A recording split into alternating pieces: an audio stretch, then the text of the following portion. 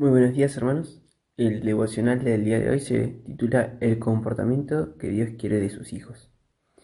Y continuando con la lectura sobre Samuel, está basado en 1 Samuel, capítulo 2, versículos 12 al 36. Lleva por título El pecado de los hijos de Eli.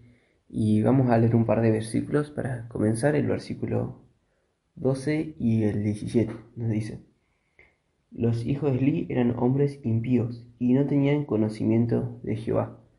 Y el versículo 17 dice: Era pues muy grande delante de Jehová el pecado de los jóvenes, porque los hombres menospreciaban las ofrendas de Jehová.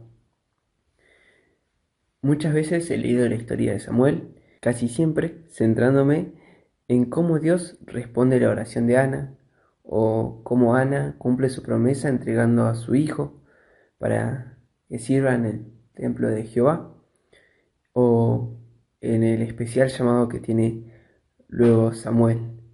Pero nunca me centré tanto en estos versículos. Sin embargo, hoy quiero que justamente hablemos de esto, ya que también nos dejan una gran enseñanza. Podemos notar que, a diferencia del título, los hijos de Eli no se comportaban como le agrada a Dios.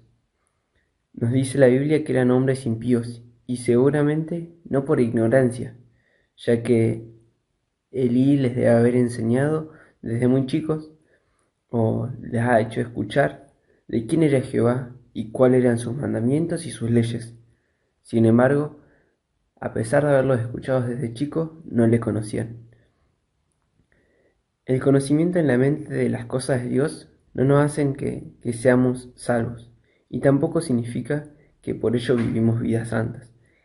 No por ello vivimos vidas como Dios quiere que veamos, apartados del pecado.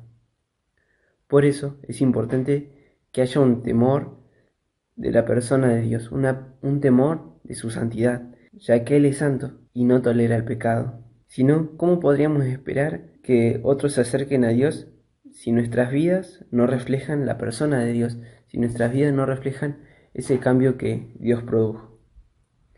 Por eso debemos preguntarnos: ¿ven los otros a Dios en nuestras vidas?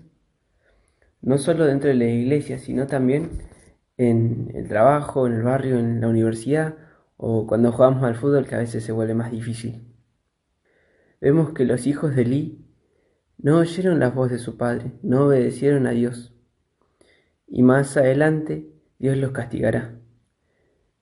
Pero en medio de toda esta tragedia, en medio de todo este comportamiento del pecado, en medio de las malas obras de los sacerdotes, vemos que Dios tenía fieles que aún buscaban agradarle, como lo eran Samuel y Ana. Podemos leer a partir del versículo 18 que dice: El joven Samuel ministraba en presencia de Jehová, vestido de un efod de lino, y le hacía a su madre una túnica pequeña, y se la traía cada año, cuando subía con su marido para ofrecer el sacrificio acostumbrado. Y Elí bendijo a Elcana y a su mujer, diciendo: Jehová te dé hijos de esta mujer en lugar del que pidió a Jehová. Y se volvieron a su casa. Y visitó Jehová a Ana, y ella concibió y dio a luz 3 hijos y 2 hijas. Y el joven Samuel crecía delante de Jehová.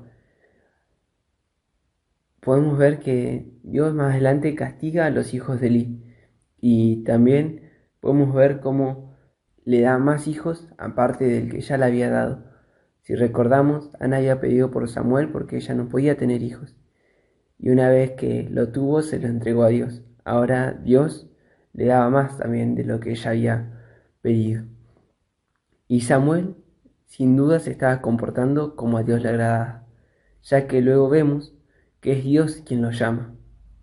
Al igual que Samuel, nosotros también tenemos un llamado a vivir vidas que agraden a Dios, un llamado a vivir vidas que otros puedan ver a Dios reflejado en ellas, que por el simplemente hecho de ver cómo nos comportamos en nuestro andar diario, de cuáles son nuestras actitudes diarias, otros se interesen por conocer a Dios, por conocer a aquel que produjo ese cambio en nuestras vidas y que hace que nos comportemos de diferente manera a ellos.